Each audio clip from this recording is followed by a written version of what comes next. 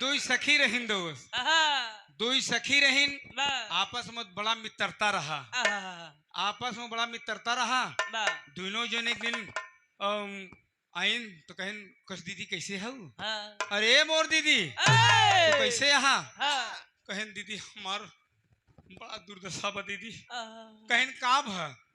कहन हमार बड़ा अनमोल चीज खोई के दीदी, बड़ा अनमोल चीज खोई के दीदी। तो ये के बतावा ना भाई। दुल्हनिया अपने दीदी से का पूछत है कि दीदी बता दे। देखा 5-7 मिनट के बाद फिर ओकरे बाद भर से की सुने। फिर जब ऐसे आप सब को याद फिर हक नंबर आई। कहना बा, कहना वही बा कि फूलवा काटा माहेराने। कहिए दीदी कहीं बतावा ना, कहीं फूलवा काटा माहेराने तनी हेराला साखिया। फूलवा काटा माहेराने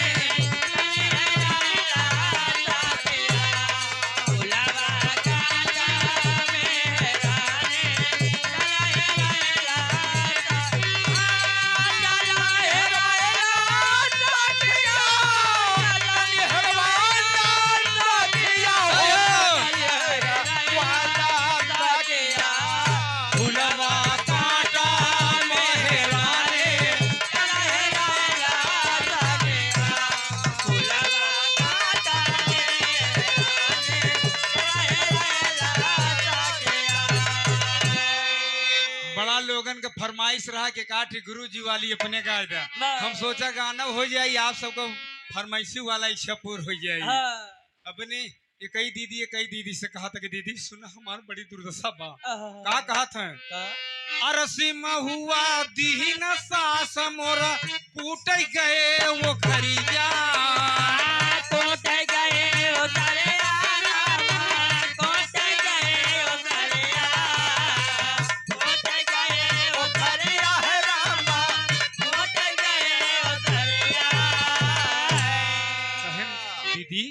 जब अरसी में हुआ ले कि तू ओखरी में कूटे गए तब का भा? कहन बड़ा गड़बड़ होई के दीदी। कहनु का भा? का कहती? अरे तने अचानक पियावा पहुंच गए और दिहे हजारन गरिया। अरे मूसर लाटा माहेराने तनी हेराला साखिया।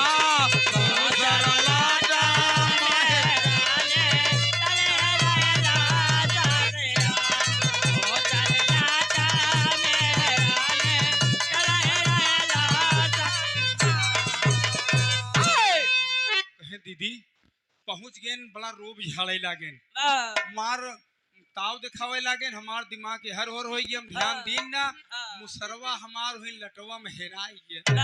अरे बाप रे दीदी हेरा ना। कहन एक बात और दीदी कहन का? कहन सुना हम बताओ थे। उठे सवेरे दही जमावे गड़ा दही का फान।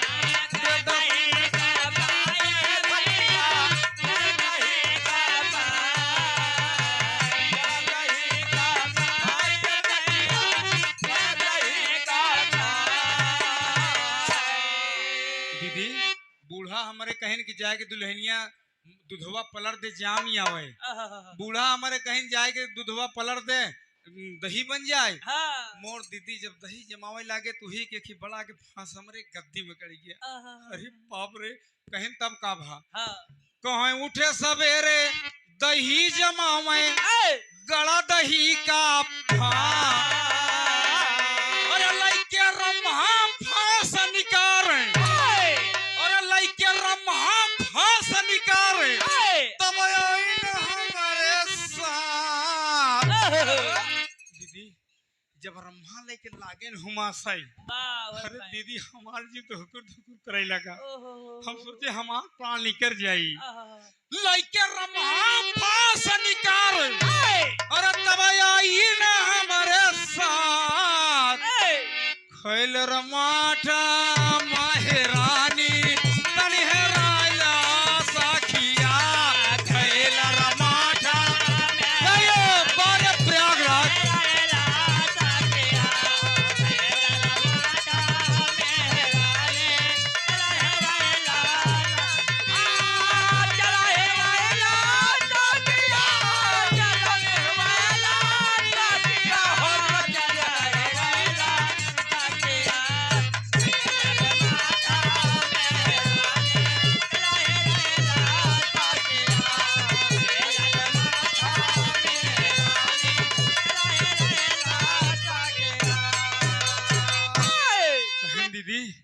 जब ब्रह्मा लाई के फांस ओका हुमासे लागे तो हम बेचित हो गए दीदी। हाथे से खैलर छूट के ही माठा महराएगी दीदी, वही माठा महराएगी मिली नहीं दीदी। तो कहें अगली बात का बताओ थी कैसे?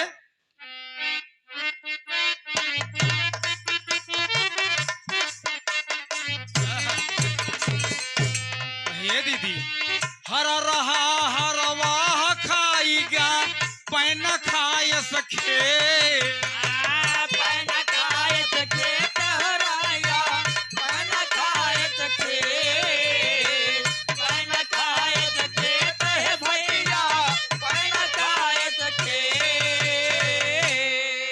हरवा खाईगा पैन खाए सखे,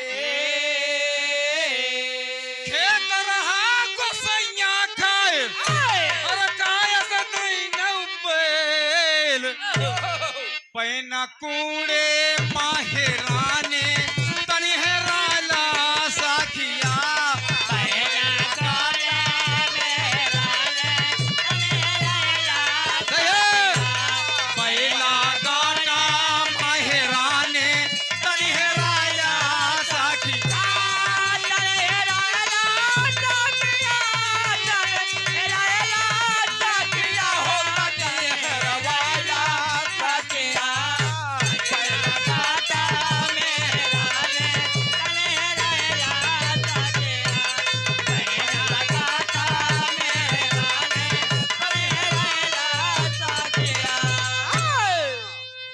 आखिर हम कहना बा कि स्वामी गीतानंद आनंद भय भुल्लू रता जे को तारी, स्वामी गीतानंद आनंद भय भुल्लू जे को तारे, स्वामी गीतानंद आनंद भय भुल्लू जे को तारे।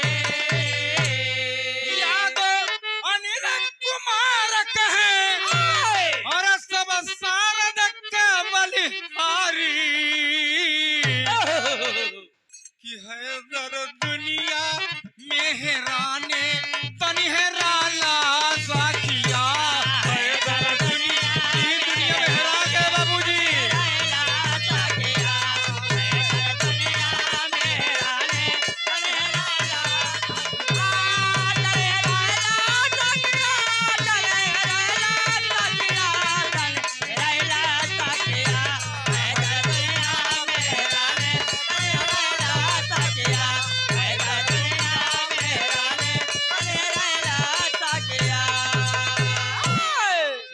दिल का सुना सात तराना ढूंढेगा, दिल का सुना सात तराना ढूंढेगा, अब मुझको मेरे बाद जमाना ढूंढेगा। आज नहीं है दोस्त, आज नहीं है, हम आपको कहाँ दिख रहे हैं दोस्त। इसलिए हम कहा कि दो बात हो जाए, भैया का फरमाइश रहा कि गुरुजी को हो जाए, हम कहा चलो ठीक बा। तब अगली पार्टी से कहा थे सुना आप कि फूलवा कांटा माहेराने तनी हेराला साखिया, फूलवा कांटा अरे पर प्रयागराज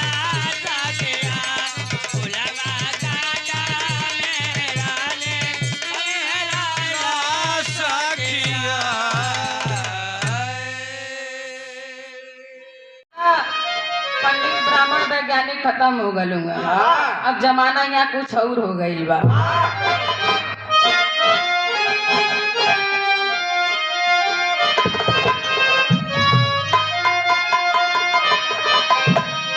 अरे मैं ढकी उछल उछल के, अरे मैं ढकी उछल उछल के जैसे नाल बढ़ावाता कौवा पाठ पढ़ावाता ना।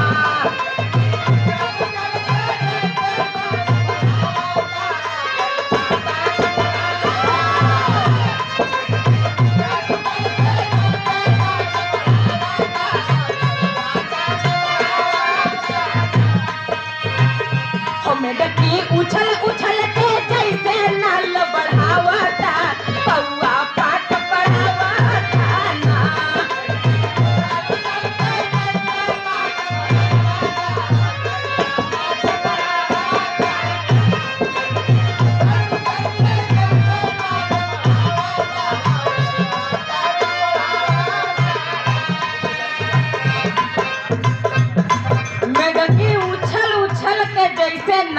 पढ़ावता अब कौआ पाठ पढ़ावता ना हो अपन खूब देखा के फुर्ती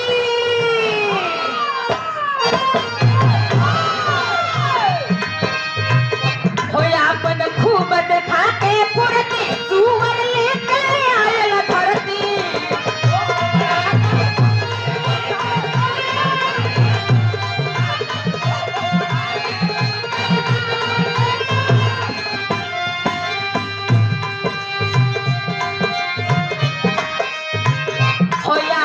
खूब देखा के फुर्ती सुअर लेके आयल धरती अपने सास का शक्ति खूब चढ़ावता कौआ पाठ पढ़ावता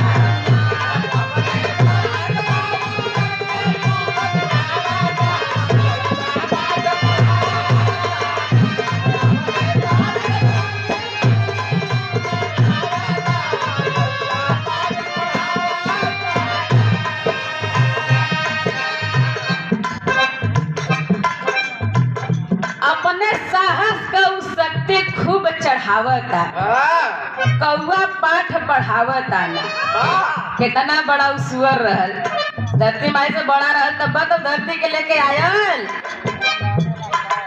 आगे कैसे मास्टर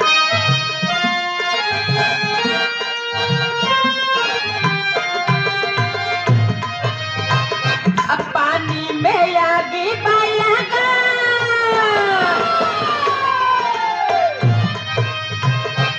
पानी में आगी लागल पंछी पहाड़ लेके भागल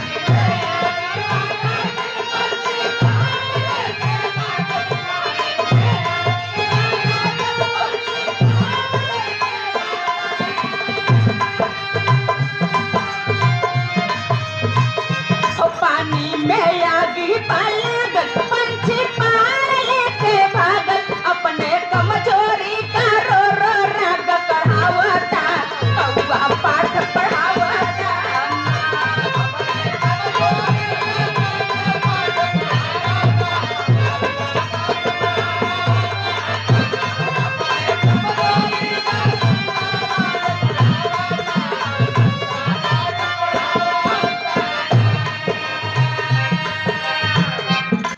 पानी में आगे लागल पंछी पहाड़ लेके भागल बतावा पानी में आगियो लग जाता और कितना बड़ा पंछी रहल कि पहाड़ के लेके चल भी देता फिर भी कहता हम कमजोर हई रोवत बाद ही जरा है आगे कैसे मास्टर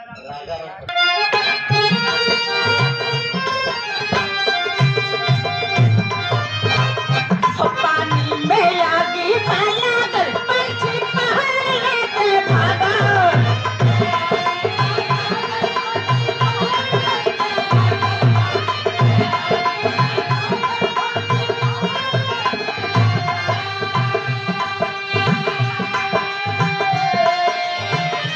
पानी में आगी लागल पंछी पहाड़ लेके भागल अपने कमजोरी का रो रो राग पढ़ावता कौआ पाठ पढ़ावता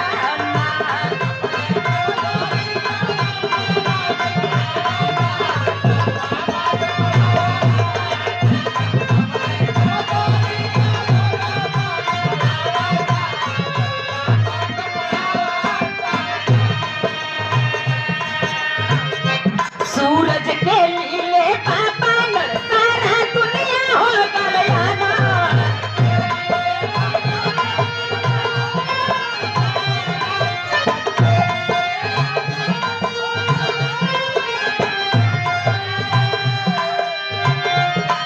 सूरज के लीले बानर सारा दुनिया हो गलाना बतावा कहल जाला कि सूर्य देह में बड़ा गर्मी होला जब धरती पे इतना तापमान है 47-48 डिग्री हो गल तो कितना जनता चल गल ऊपर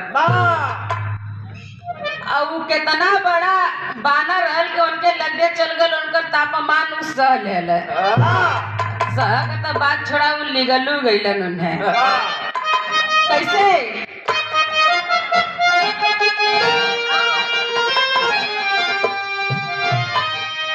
अरे सूरज के लिए बाबा सारा दुनिया हो गया ना, सूरज के लिए बाबा सारा दुनिया हो गया ना।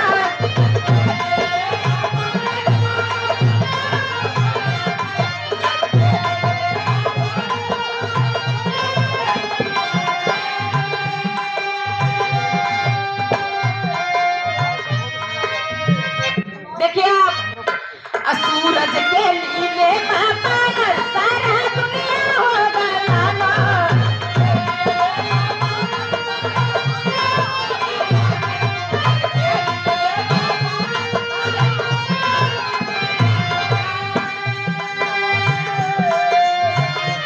इतना बड़ा हादसा सब ही आँख गड़ावता।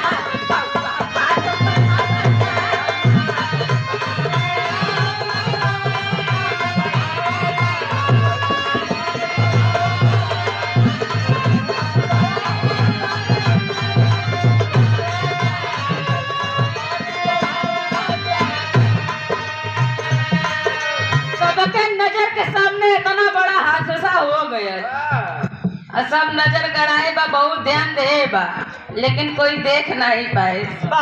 आगे कैसे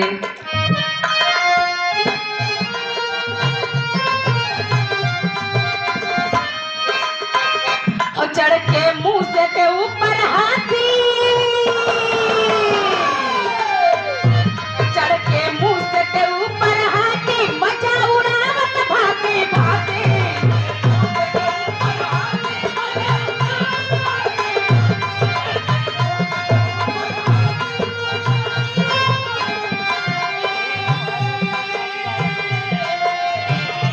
चढ़ के मुंह से के ऊपर हाथी मजा उड़ावत भाती भाती, हाथी खींच के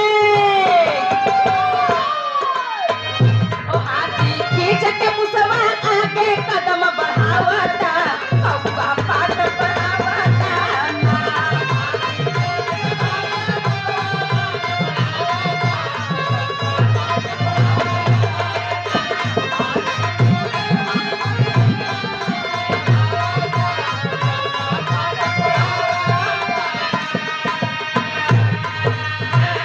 अंतिम लाइन में कैसे बा मास्टर?